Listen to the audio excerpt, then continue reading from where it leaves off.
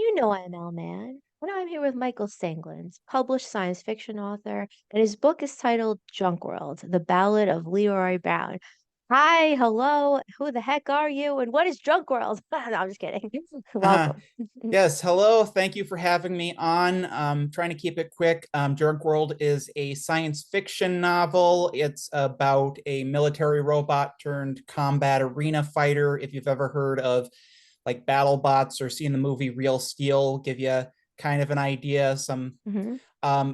But it's about championship robot that unexpectedly finds himself on a planet that's a giant one giant junkyard, and he doesn't think he's supposed to be there, so he tries to make it his mission to go home. And what goes on with that, especially with there being this evil robot that's trying to conquer the planet. So it's that's the gist of it. And thematically, it's about what decisions do we make when we think we've got life all figured out, but then it comes around and basically flips the table on us. Yeah, I usually find, and I often say, as soon as we think we have the situation all figured out, that's when life tests you and say, "Oh yeah, you think you got Yeah. it?" Yes. Any situations you have like that? That's like, oh, you thought you had it all figured out, and then it's like, no, you don't. Yeah, exactly. We never really can predict what happens in life, and the more we think we have life figured out, the harder it's going to be when the unexpected happen, because life is inherently chaotic. What are some things that you thought you had figured out, and then life tested you? Well, I think in some ways, probably in some ways it's kind of the story of my life, where I can think back even to college and beyond that, where I thought, okay, I'm going to have this happening, and I'm going to be doing this at certain stages, and then none of that stuff really happened. So there's a certain point where I'm thinking, well, it's one of those things where when I think of whenever I've done interviews in the past, certain interviews, it's they ask you what's one of the traditional questions you get asked when you're doing a job interview. Where do you see yourself in 5 years? And it's I get asked that question, and it's really hard for me to come up with an answer. Where do you see yourself in 5 years? It's hard to come up with an answer now, you mean?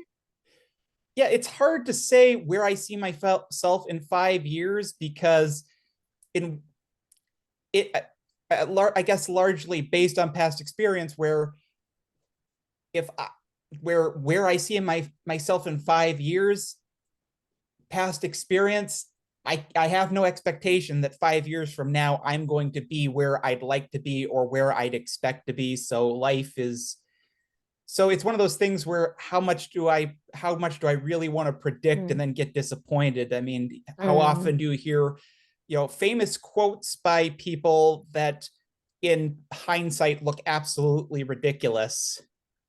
You have a 5-year plan for yourself? I wouldn't say I have a 5-year plan in place. No, I mean, I have ideas, but I definitely do not set out, yes, I am going to absolutely set this in place for 5 years from now. It's one of my things on my list to rewrite my 5, 10, 15, 30-year plan. So back to you now. Writing takes a lot of time. I heard in another interview that you helped take care of your grandma. Is this true?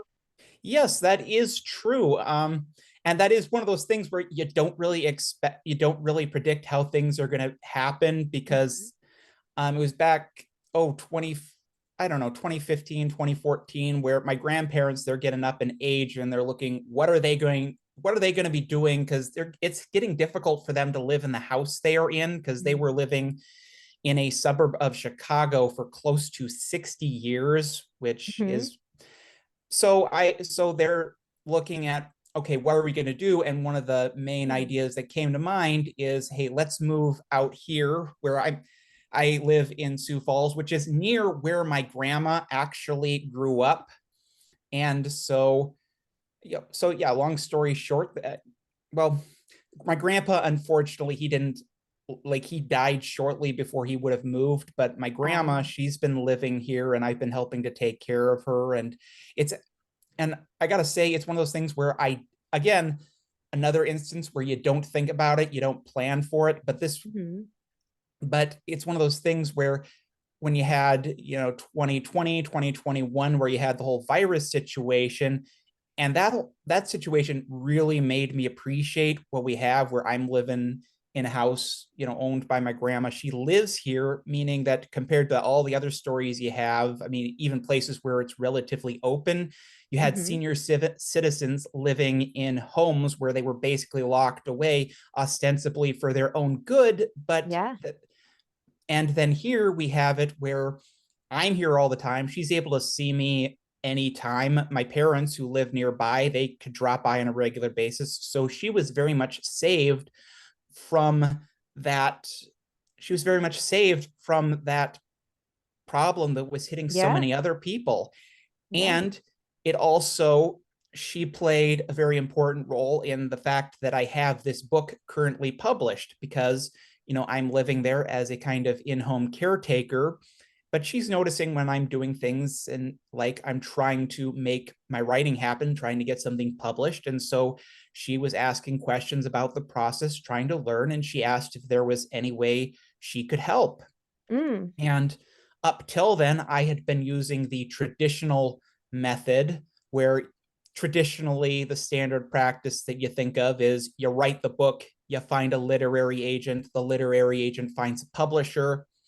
I wasn't getting anywhere with that. And so she asks, is there any way she can help? And so Hmm. it's kind of hard for me to say no when she's offering. So I think, okay, because I had considered, not seriously, but I had considered the idea of okay, is there at some point at which I do consider self-publishing?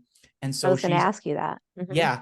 So she asks, and then so I start looking into that process, and eventually I discover this what's referred to as a hybrid publishing, which it's kind of in between. It has a lot of similarities to self-publishing, but I'd say that the biggest difference is that the company you work with, in this case, it was Beyond Publishing, they take care of a lot of the logistical elements, such as they take care of the process of making the book available for people to purchase.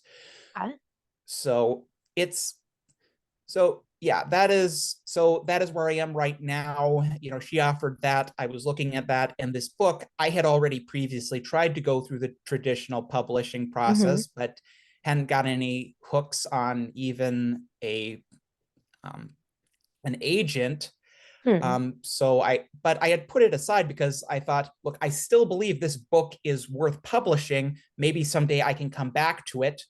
And I decided of the books I had ready, this was the best option. So I took it off the shelf. I, cleaned it up. You got it edited. And so now it is available for people to purchase. And the biggest work to be done on it is letting people know that it exists.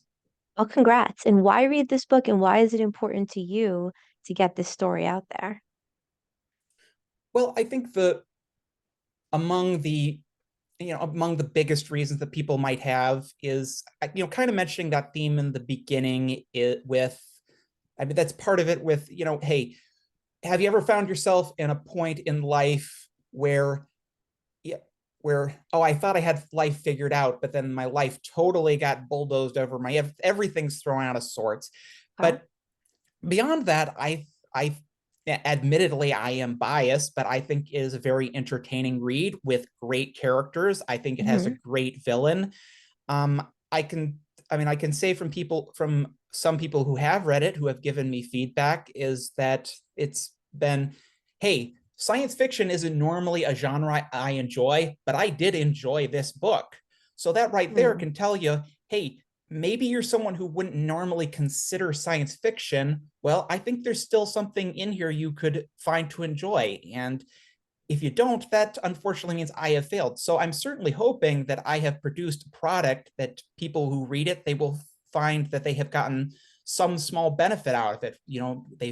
They've gotten enjoyment. Maybe they found something to help them examine the world in a way they haven't considered before. But again, Hmm. I think it's got good action. It's got great characters, enjoyable characters. It's got a very, I mean, it's, yeah, I'd say that, I mean, the villain especially, he's someone who not something I actively thought about, but after the fact, when I look at, hey, what are my favorite moments in this book, most of them involve the main villain, who is known as the top dog.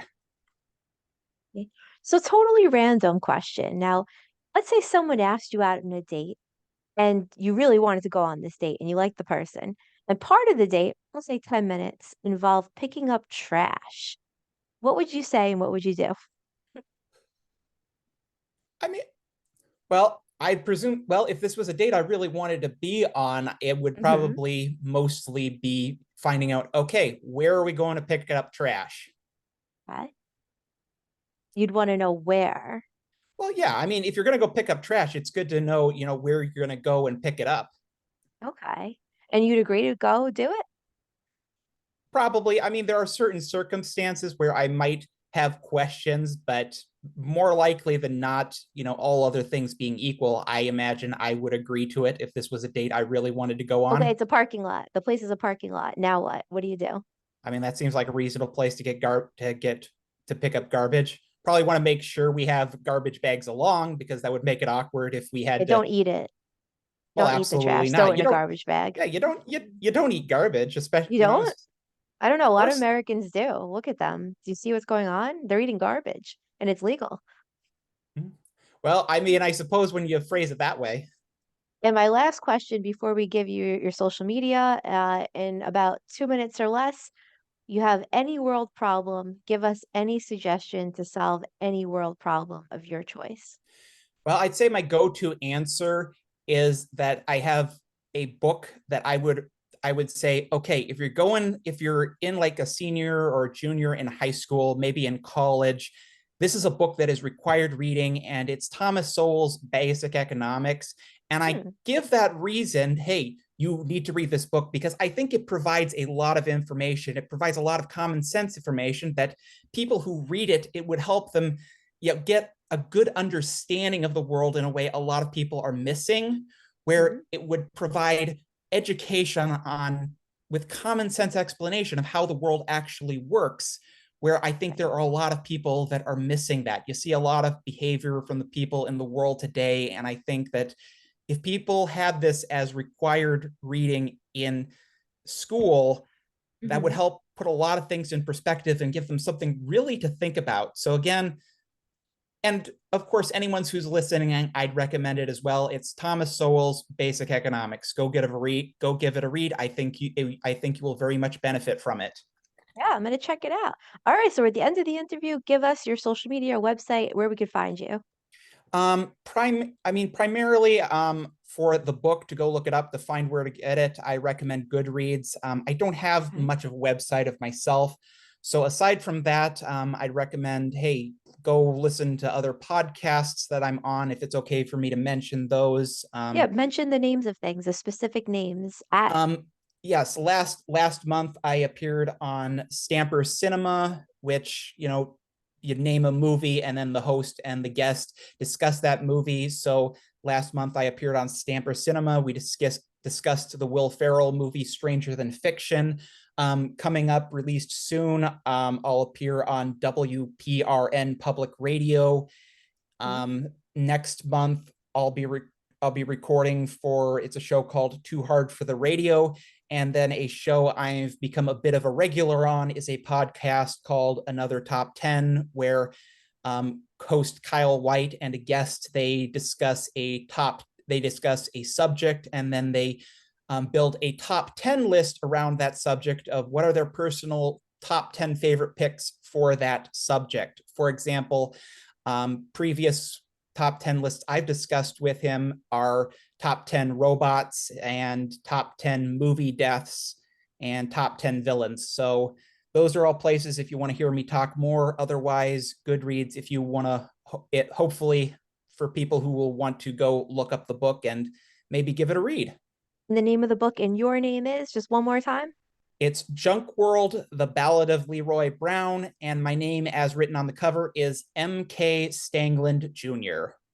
And it's Stangeland, like Strangeland, but not. And on that Yeah, note, see, that that concludes is, our yeah. interview. Thank you very much. And now back to more. It came from the radio.